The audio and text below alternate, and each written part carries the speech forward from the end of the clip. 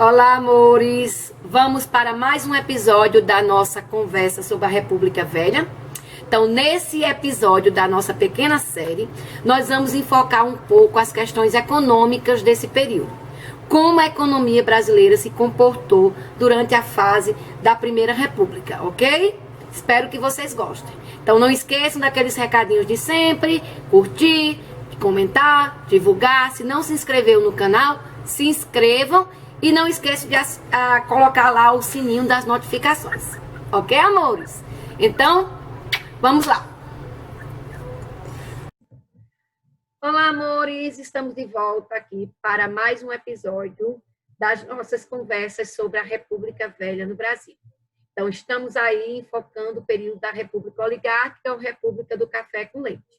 Então, nós já vimos as características básicas desse período, da sua estrutura política, falamos um pouco sobre cada presidente da República Oligárquica e também vimos no episódio anterior as chamadas questões externas, os problemas que o Brasil teve com seus vizinhos, com os países vizinhos, nessa fase da história do Brasil. Então, dando prosseguimento, nesse 7º episódio, nós vamos enfocar as chamadas questões econômicas. Então, nós vamos ver os parâmetros econômicos, né, a vida econômica do Brasil nesse período, as suas características econômicas nesse período. E, obviamente, o primeiro fato que a gente enfoca foi exatamente o que aconteceu durante o governo de Campos Salles. Então, a gente falou um pouco, nós já demos um spoilerzinho no episódio que a gente falou dos presidentes. Então, Campos Salles, ele foi o segundo presidente civil da República Velha, né? E o 4º presidente da história da República Brasileira. Então, Campos Salles, nós falamos um pouco sobre ele, que ele era muito vaidoso e não entendia muito de economia, ele era um cafeicultor, era extremamente arrogante, extremamente vaidoso, não se importava, não dava ouvidos à opinião de ninguém, fazia o que lhe dava na telha. E uma dessas decisões que ele tomou foi a decisão de tomar uma série de empréstimos, fazer uma política econômica baseada em empréstimos externos, ou seja, em empréstimos vindos de bancos estrangeiros.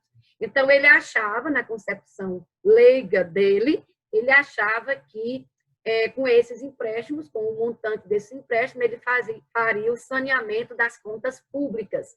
Então, essa política de empréstimos e moratórias do governo brasileiro, junto a bancos estrangeiros, principalmente ao Banco Rothschild, da Inglaterra, era o principal banco credor do Brasil. Então, ele achava que, com essa entrada desse capital, ele faria o saneamento financeiro do país, né? Que desde a época de Deodoro, da crise do ensinamento, já vinha extremamente debilitada a situação econômica brasileira, né? Só para variar um pouco, já vinha extremamente debilitada. Então, o que ele fez? Apesar de ter ouvido vários conselhos contrários, ele viajou para a Inglaterra, para Londres, contratou uma série de empréstimos, e essa série de empréstimos ficou conhecido com o nome de Fund Luan. Então, esses Fund Luan, que é o nome dado a essa série de empréstimos, a política de tentar sanear as contas públicas a partir da concessão de empréstimos estrangeiros, empréstimos internacionais, né, de bancos internacionais, foi um verdadeiro desastre. Por quê? Porque com esse empréstimo, né, adquirindo esse empréstimo, as garantias que o governo brasileiro deu, né, que o Brasil deu, foram assim absurdas. Então, além de hipotecar o sistema ferroviário brasileiro, as ferrovias brasileiras, além de uma série de vantagens para os bancos, a principal garantia que o governo brasileiro deu, né, um absurdo dos absurdos, foi os rendimentos da alfândega brasileira. Então, ou seja, tudo que o Brasil angariava, né, de imposto alfandegário, de produtos que chegavam aqui no Brasil, todos os impostos alfandegários eram desse banco credor, era desse banco que emprestou dinheiro para o governo brasileiro. Então, todos os rendimentos da alfândega brasileira foram dados como garantia para esses empréstimos. Então, essa situação absurda, as condições desse empréstimo foram consideradas as mais humilhantes já impostas a um país, até a assinatura do Tratado de Versalhes, em 1919. Quer dizer, só foi superado pelo Tratado de Versalhes, por aquelas condições absurdas que foram impostas à Alemanha no Tratado de Versalhes, em 1919. Então, até o Tratado de Versalhes, essas condições, esse acordo financeiro que o Brasil assinou com esses bancos ingleses, foi considerado um verdadeiro absurdo. Então, as condições extremamente humilhantes para o Brasil, extremamente prejudiciais para a economia brasileira. Então, o dinheiro, obviamente, que não conseguiu fazer o saneamento financeiro, muito pelo contrário. Então, a entrada desse dinheiro resolveu apenas as questões mais imediatas, mas com pouco tempo o Brasil já estava numa situação difícil novamente nas contas públicas. E aí as consequências desse empréstimo desastroso, dessa política econômica desastrosa de Campos Salles, foi uma enorme recessão econômica. Então, a desvalorização da moeda, extrema da moeda, né, o R$1.000, a recessão econômica com uma onda de falências, né, inflação alta, aumento do custo de vida, falências de bancos, de indústrias, crise no setor agrícola, no comércio, ou seja, foi um verdadeiro desastre. E para tentar substituir os rendimentos alfandegários, né, o que o governo brasileiro deixou de ganhar com os impostos alfandegários, já que deu como garantia aos bancos, né, todo o dinheiro que entrava era dos bancos, o governo também implantou uma política, um arroxo fiscal imenso, ou seja, aumentou os impostos assim, de uma forma considerável. Então, os impostos foram aumentados de uma forma considerável e ele passou a taxar praticamente tudo aqui no Brasil. Então, essa taxação era feita através da obrigatoriedade das mercadorias ter o selo, né, que implicava que foi pago ali o imposto para o governo, né, que era praticamente se selava tudo. Tanto que a população brasileira começou a chamar, o povo começou a chamar Campos Salles de Campos Selos, porque eles mandavam selar, ou seja, taxar praticamente todo o produto que tinha aqui no Brasil. Então, não resolveu o problema, só piorou a situação econômica do Brasil. E, obviamente, não precisa, né, é uma coisa óbvia, não precisa nem falar, mas o endividamento externo do Brasil aumentou, assim, de forma exponencial a partir dessa série de empréstimos do governo de Campos Salles. Outra medida econômica que a gente vale ressaltar aqui nesse período da República Velha foi um acordo conhecido como Convênio de Taubaté, que foi assinado em 1906. Então, esse Convênio de Taubaté, na verdade, foi uma imposição dos cafeicultores ao então presidente da época, chamado Rodrigues Alves. Rodrigues Alves, apesar de ter sido eleito pelo grupo dos cafeicultores, apesar de fazer parte da oligarquia cafeeira, mas ele foi contra a assinatura desse, ele se recusou a assinar, a ratificar esse acordo conhecido como Convênio de Taubaté. Tanto que foi realizado esse convênio, esse acordo foi realizado no governo de Rodrigues Alves, mas só foi assinado já no governo de Nilo Peçanha, né, que aquele vice que substituiu Afonso Pena após a morte de Afonso Pena em 1909. Né? Então, ele substituiu Afonso Pena. O que foi, na verdade, o Convênio de Taubaté? O Convênio de Taubaté foi uma reunião, obviamente ocorrida na cidade de Taubaté, no interior de São Paulo, que reuniu os representantes do setor cafeeiro, né, dos principais estados produtores de café, que eram, obviamente, São Paulo, Minas Gerais e Rio de Janeiro. Então, eram os principais estados que produziam café.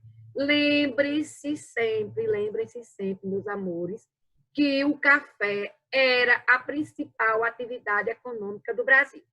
Era no período do Império, o Brasil tornou-se o principal país exportador de café no mundo, o principal país produtor de café no mundo, continuou gerando riqueza também na Primeira República. Então, o Brasil era o principal produto de exportação do Brasil, então a principal riqueza, gerava a principal riqueza do Brasil, era exatamente a atividade da cafeicultura. E aí, esses estados produtores de café se reuniram em São Paulo e organizaram o que ficou conhecido como Convênio de Taubaté, que foi um acordo feito por eles, onde se estabelecia aí uma série de medidas de proteção à cafeicultura. Então, o Convênio de Taubaté é conhecido também como a política de valorização do café. Então, essas medidas, elas foram feitas de forma, vamos dizer assim, arbitrárias, né? Obviamente, só focando na questão da cafeicultura, né? Obviamente, considerava que o café era a principal riqueza geradora do Brasil, né? Exatamente o café gerava riqueza para o Brasil. E dessas medidas do Convênio de Taubaté, foram medidas assim totalmente protecionistas, né, de subsídio, de proteção ao café, e que vão ter consequências, inclusive, na própria sobrevivência da República Oligárquica. Então, entre as medidas tomadas pelo Convênio de Taubaté, entre as medidas que foram estabelecidas por esse acordo, nós podemos destacar 3 principais medidas. Primeiro, a manutenção do preço mínimo da saca do café. Então, era determinado, o governo deveria determinar o preço mínimo da saca, para exatamente não ter queda no preço, né? Não ter uma desvalorização da saca do café, do produto do café. Estabeleceu a obrigatoriedade, e olha aí o absurdo, viu? E olha aí que essa daí é uma das medidas que vai ter repercussão a médio prazo, inclusive para o fim, que vai determinar o fim da República Oligárquica, da República Velha. Então, o que é que estabeleceu?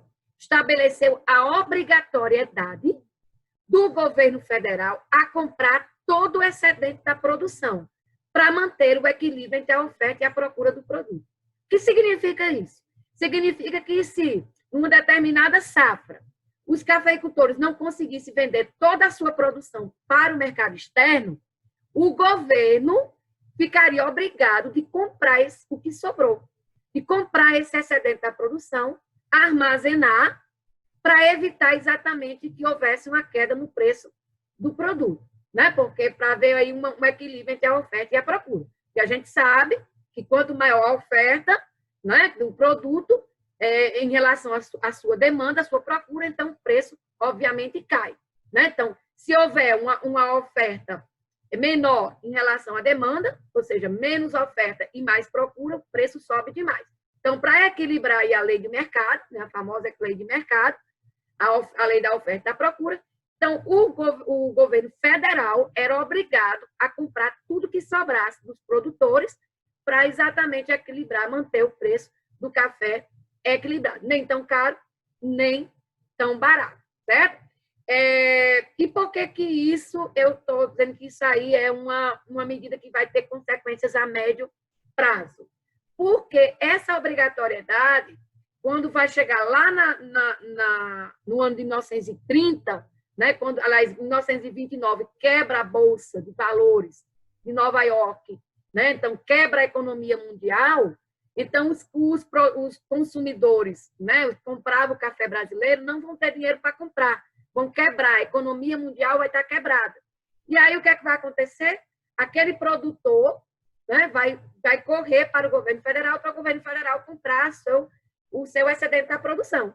Só que agora, em 1929, né, exatamente de 29 para 30, a safra de 29 para 30, não tinha comprador em lugar nenhum, e o governo brasileiro não teve, na época, o Washington Luiz, não cumpriu aí essa determinação do Convênio de Taubaté, ou seja, o Brasil não teve como comprar toda a produção cafeeira, né, inclusive uma super safra, no ano anterior tinha sido uma super safra de café, e aí isso quebrou a economia cafeeira no Brasil, quebrou os cafeicultores quebraram, e aí, obviamente, essa crise econômica também contribuiu para a Revolução de 30 e para o fim da República Velha. Mas isso a gente vai ver um pouquinho mais para frente, quando a gente falar sobre essa crise da República Velha no Brasil. Outra medida foi a criação de uma caixa de conversão a fim de estabilizar o câmbio a nível baixo. O que quer dizer isso? Desvalorizar totalmente, manter a moeda brasileira, que era o R$1.000, na época, manter o R$1.000 desvalorizado, em relação à libra, que era a moeda de troca internacional, que era a moeda inglesa, né? Então, nesse período até a Primeira Guerra Mundial, era a Inglaterra a maior potência econômica do mundo, então era a libra que comandava as trocas internacionais. Isso aí vai sofrer uma alteração depois, mais para frente, né? Também depois da Segunda Guerra, o dólar passa a ser a moeda de troca internacional. Então, o que é que acontece? O Convênio de Taubaté estabeleceu a desvalorização contínua da moeda brasileira, do R$ 1.000, em relação à libra. Para quê? Para beneficiar os exportadores de café. Então, isso aí já foi realizado a partir do governo de Afonso Pena. Então, era manter o câmbio baixo, a valorização a desvalorização, da nossa moeda bem desvalorizada em relação à moeda externa, porque eles vendiam lá para fora, eles vendiam em libra. Então, consequentemente, quanto mais desvalorizada a moeda nacional, maior o lucro que eles tinham, que os exportadores. E isso é uma lógica que funciona muito até hoje na questão da exportação, né? Até hoje, quem exporta torce para que a moeda brasileira ela seja desvalorizada, né? Porque quanto mais valorizada, maior o lucro. Isso é uma regra da exportação que ainda hoje existe. Outra medida que a gente pode falar em relação à questão econômica é o desenvolvimento da indústria nesse período. E aí, amores, é bom lembrar o seguinte: o Brasil ele ainda não começou, mesmo na República, ele ainda não vai começar a ter a sua revolução industrial. Então, não vai ser ainda uma revolução industrial. Isso só vai acontecer no final da década de 1930, já no período da Era Vargas, quando o Brasil começa a ter as suas primeiras indústrias de base. Isso aconteceu a partir da fundação da CSN, a Companhia Siderúrgica Nacional de Volta Redonda, a primeira usina siderúrgica, primeira indústria de base do Brasil. O que acontecia no Brasil até então, isso desde o final do período do Império, né, o período da Era Mauá, o Barão de Mauá, que promoveu aquele surto de industrialização no Império, e o que vai acontecer aqui na República é um desenvolvimento industrial muito baseado na produção de bens de consumo. Não era uma indústria de base, era a produção de bens de consumo, então produção, por exemplo, do setor têxtil, que é uma produção de bens de consumo. E esse desenvolvimento industrial ele era assim muito devagar aqui no Brasil. Estava se desenvolvendo, obviamente, somente a partir do início do século XX, mas ainda com o pé no freio, ainda bem devagar. Só que aí veio a Primeira Guerra Mundial, né? Então, no governo de Venceslau Braz, veio a Primeira Guerra Mundial, e aí o que é que aconteceu? O Brasil viu, os industriais, né? A indústria aqui no Brasil viu uma oportunidade de se desenvolver, de ter um surto de desenvolvimento industrial a partir desse período. Por quê? Porque tudo que o Brasil consumia, a maior parte dos produtos manufaturados que o Brasil consumia, produtos industrializados, vinha da Europa, principalmente da Inglaterra, França e tal. E agora esses países estavam em guerra. E aí agora o Brasil precisava produzir aqui o que ele comprava lá de fora. Então, porque não estava havendo mais essa venda de produtos por conta da guerra.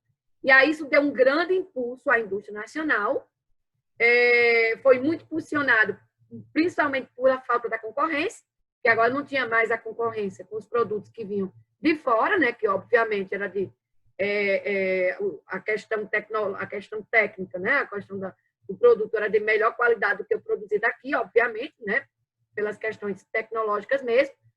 E aí o Brasil começou a incentivar a questão da indústria, principalmente nesse período aí da Primeira Guerra Mundial. Então, esse desenvolvimento industrial, desde o início do século XX, principalmente, intensificado com a Primeira Guerra Mundial, vai provocar o crescimento urbano, principalmente de cidades como Rio e São Paulo, né? São Paulo em especial, que vai ter um grande incentivo no setor industrial, e isso vai fazer com que surjam também uma nova classe social no Brasil, que é a classe dos operários, os trabalhadores dessas indústrias. E esses operários, né, se vão entrar na indústria das classes operárias, vai também contribuir para o surgimento, dentro dessas cidades, dos chamados bairros operários. em várias cidades brasileiras, em especial São Paulo e Rio de Janeiro. Um exemplo disso é o bairro do Bom Retiro, em São Paulo, e o bairro do Brás, né? Então, onde ficavam aí algumas das indústrias mais importantes dessa época, e que em torno dessas indústrias iam surgindo esse bairro, se organizando esses bairros, como é o caso do bairro do Brás, em São Paulo, que até hoje tem essa característica, né? de ter um bairro ligado à questão do setor produtivo. É interessante também a gente lembrar que grande parte desse desenvolvimento industrial foi provocado por imigrantes estrangeiros, isso desde ainda do período do Império, ainda do século XIX. Muitos imigrantes estrangeiros que vinham para o Brasil, que investiam aqui no Brasil, que vinham, às vezes, com uma mão na frente e outra atrás, não tinham nada, mas tinham conhecimento técnico, eles sabiam fabricar um produto, então eles começavam, às vezes, do nada, e cresciam e desenvolviam um grande setor, um grande conglomerado industrial. Então, eles tiveram um importante papel no crescimento industrial na República Velha. Então, muitas empresas que ainda hoje existem vêm exatamente desse período do início do século XX.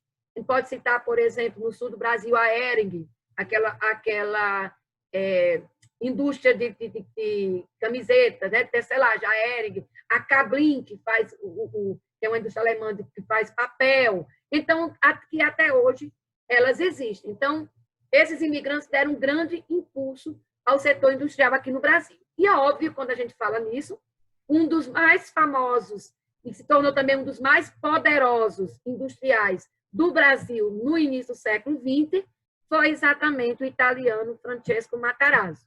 Então, o conde Francesco Matarazzo, como ele era conhecido, ele obteve esse título de conde, apesar de ter vivido no Brasil, ter chegado aqui no Brasil com a mão na frente e outra atrás, ter começado o império do nada, ter começado um setor industrial, assim, um conglomerado de indústrias, se tornou extremamente rico, extremamente poderoso, mas ele nunca se naturalizou brasileiro. Ele sempre manteve a cidadania italiana. Tanto por isso que depois ele recebeu o título lá na Itália de conde, e aí ficou conhecido pelo conde Francesco Matarazzo.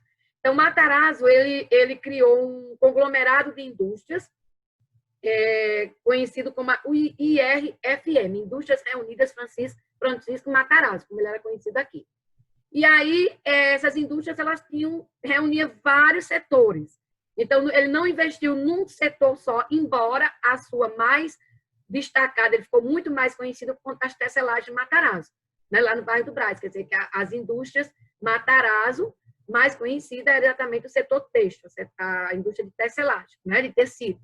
Mas ele teve vários no setor de transporte, de energia, enfim. Ele reuniu vários setores, vários tipos de atividades industriais. Então, era uma empresa, aí a Indústrias Reunidas, mas que se espalhava por várias partes, principalmente do Sudeste, né, no São Paulo, no Rio, e tornou-se uma figura extremamente conhecida, rica, poderosa, no início da República. Então, a família Matarazzo, até hoje muito famosa em São Paulo, tinha, até 1996, quando foi demolido, tinha um casarão lá na Avenida Paulista, né, que era considerada assim, a Avenida dos Barões do Café, sempre foi antes de se tornar hoje o que é um comercial e tudo mais, mas ali é onde ficava a nata da elite rica de São Paulo, né? Ficava exatamente na Avenida Paulista. E o casarão Matarazzo, né, a mansão Matarazzo, sobreviveu até o ano de 1996, quando ela foi demolida, e hoje se encontra um shopping no lugar onde era a mansão dos Matarazzo.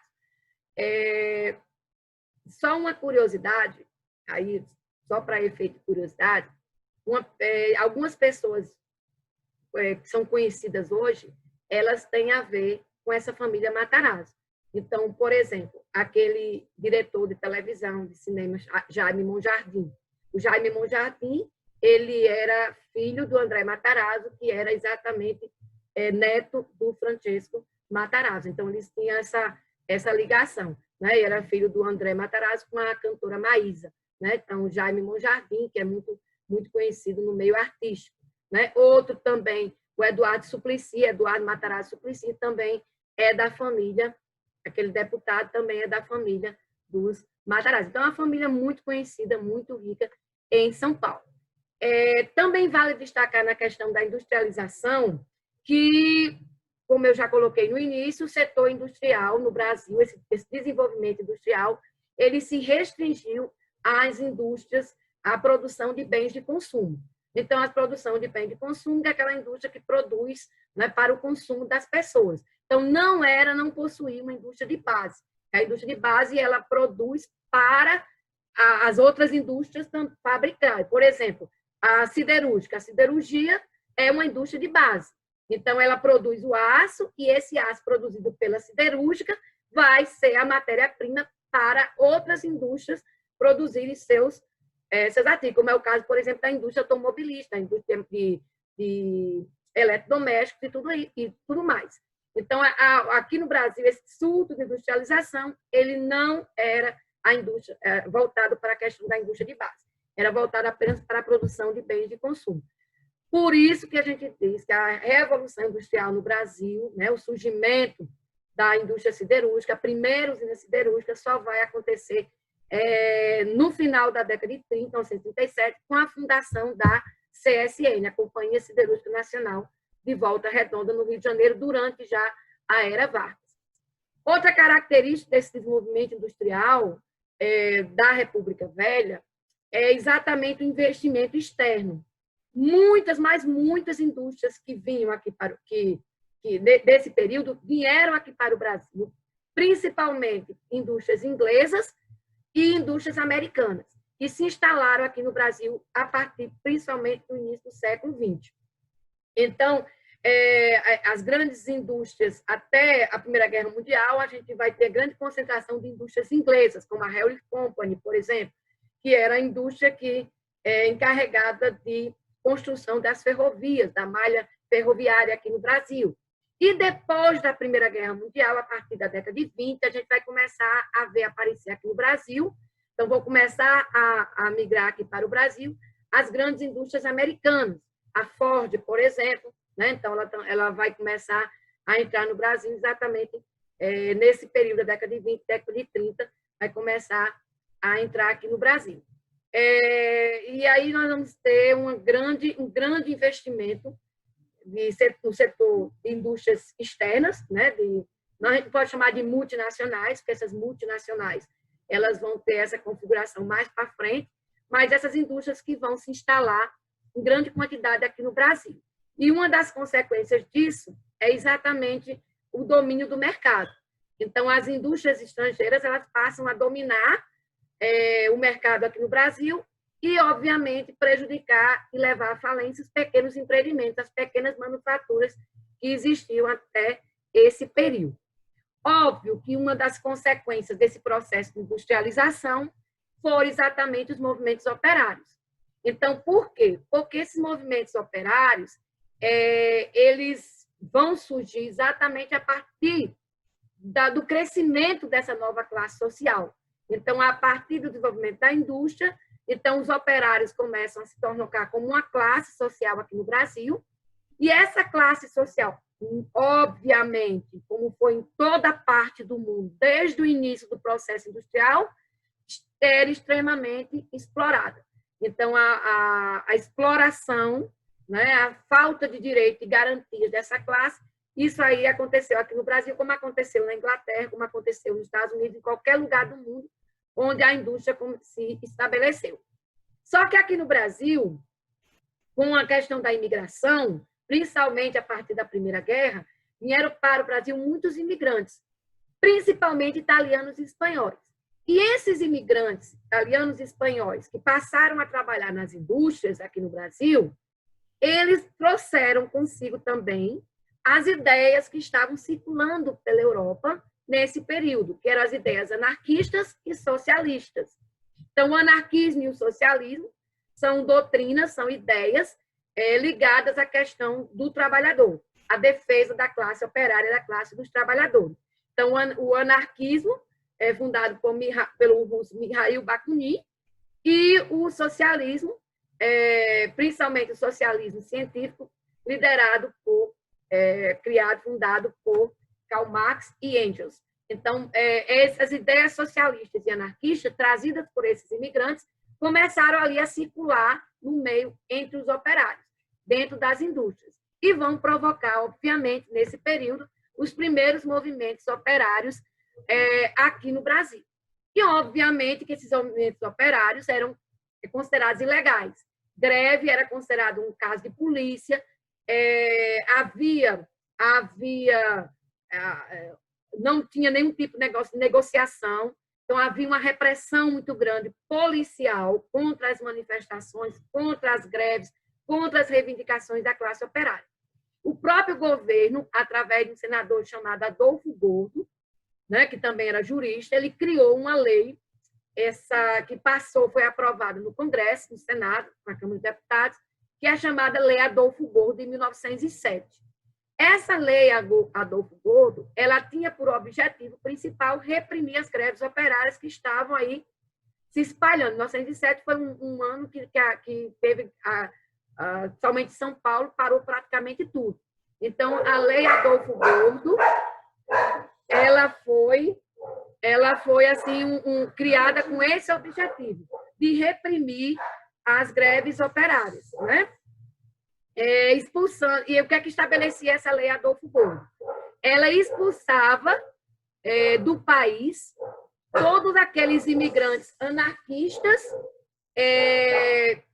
que tinham ideias anarquistas socialistas e que proibiu não só deles divulgar essas ideias, como também de liderarem sindicatos, se é que se pode chamar de sindicatos naquele período, né? Um sindicato muito entre aspas, porque não era um sindicato organizado.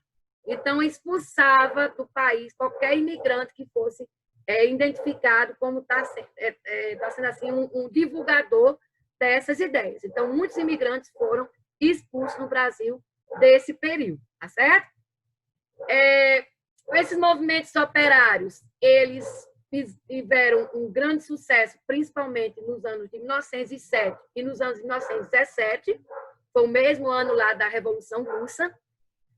A realização de greves gerais, então parou-se tudo praticamente em São Paulo e no Rio de Janeiro, nesses 2 anos. Em 1917 foi a maior de todas essas greves, e também ele se caracterizou por organizar sindicatos que eram espécie de associações operárias. Então, a gente não pode definir sindicato nesse período, a gente coloca esse termo, mas a gente não pode definir assim como a estrutura que nós temos de um sindicato hoje. Era muito mais uma associação operária de ajuda mútua, né, entre os trabalhadores, que divulgavam essas ideias através da criação de vários jornais. Esses jornais operários circulavam, eram impressos clandestinamente, circulavam aí entre os operários nas fábricas. Os primeiros e mais importantes jornais foi a chamada Voz do Trabalhador, né, que começou a circular a partir desse período. Óbvio que as greves, os movimentos operários, as manifestações eram reprimidas pelo Estado. Então, qualquer manifestação de greve, o dono da fábrica, ele ligava para a polícia passava lá e reprimia com violência, né? Então, a greve não era considerado uma manifestação legal, não era legal, era considerado criminosa, e essas manifestações operárias geralmente terminavam em violência, em truculência policial, né? E tudo mais. Então, lembrando que também que grande parte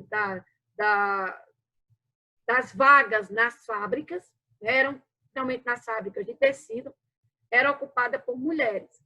Então, a ocupação das mulheres nas fábricas, principalmente a partir da década de 20, cresceu muito.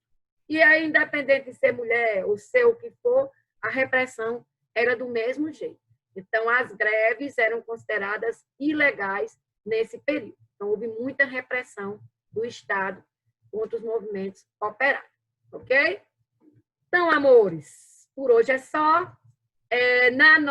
Nosso próximo episódio, nós vamos começar a enfocar as questões sociais, né? A partir da próxima semana, a gente vai começar a ver as questões sociais da República Velha. E aí vem o cangaço, a revolta do Juazeiro, enfim, muitas outras questões sociais que nós vamos ver a partir da próxima semana, ok? Beijos. E aí, amores, gostaram? Então, olha, na próxima semana nós vamos para o nosso 8º episódio da nossa pequena série, e aí nós vamos entrar nas questões sociais. Nós vamos enfocar as questões sociais. E aí vem muita coisa interessante por aí. A revolta do Juazeiro, a revolta da vacina, o cangaço, a revolta da chibata, a Semana de Arte Moderna, tá assim de coisa, ok? Então a gente se encontra na próxima semana. Beijos!